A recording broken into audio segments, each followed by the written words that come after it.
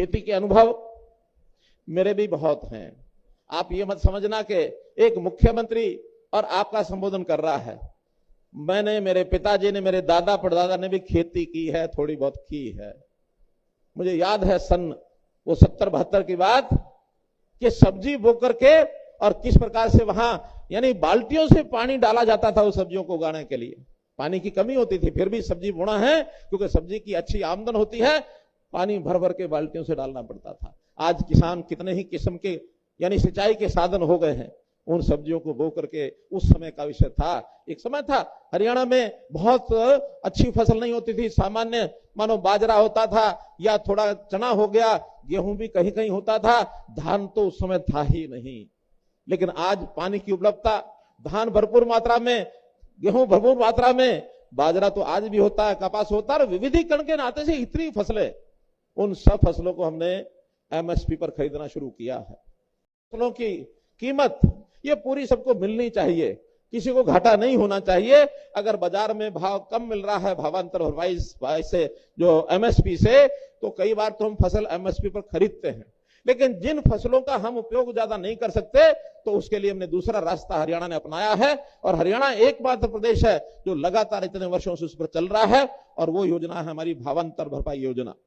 भावांतर भरपाई योजना के अंतर्गत अभी इस समय की जो फसलें हैं, धान तो निश्चित रूप से एमएसपी पर ही खरीदा जाएगा, लेकिन बाजरा कई बार एमएसपी पर हमारी उतनी डिमांड नहीं होती और हमारे से एफसीआई भी खरीदता नहीं है। इस बार मात्र 2.5 लाख मीट्रिक टन ही एफसीआई के नाते, नेफेड के नाते हम खरीद पाएंगे, लेकिन बाजरे की मात्रा है लगभग 6 लाख मीट्रिक टन। तो हमने विचार किया है कि पिछले 25 सितंबर से बाजार में हैफेड जो है वो बाजरे की खरीद कर रहा है। हैफेड ने 2200 रुपए खरीद अपनी शुरू की है। तो जिन लोगों से 2200 रुपया खरीदी है, उन सबको, जो नहीं बेचेंगे उनको भी सबको एवरेज जैसे पिछली बार दिया था, उनको तो 300 रुपया प्रति क्विंटल, 2500 पूरा करने के लिए भावांतर भरपाई दिया जाएगा।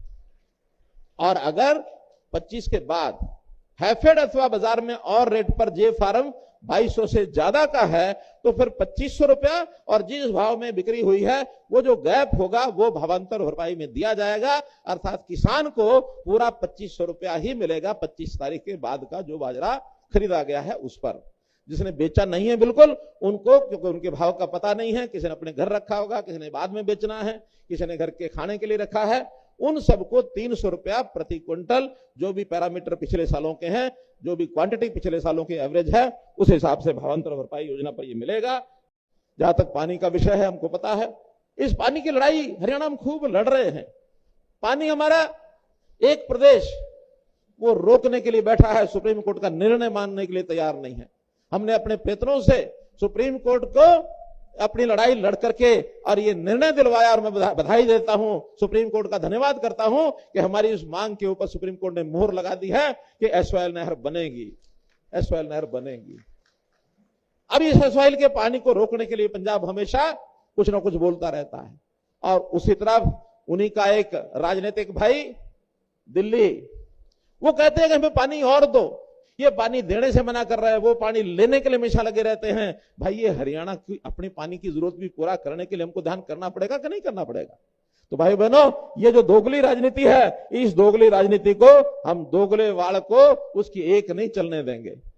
ये दोगले वाल, यहां अगर हरियाणा की जमीन पर बात करनी होगी तो पहले हमारे पानी का हिसाब देना होगा, तब आपके हरियाणा की धरती के ऊपर बात कर सकते, वरना बात नहीं कर सकते।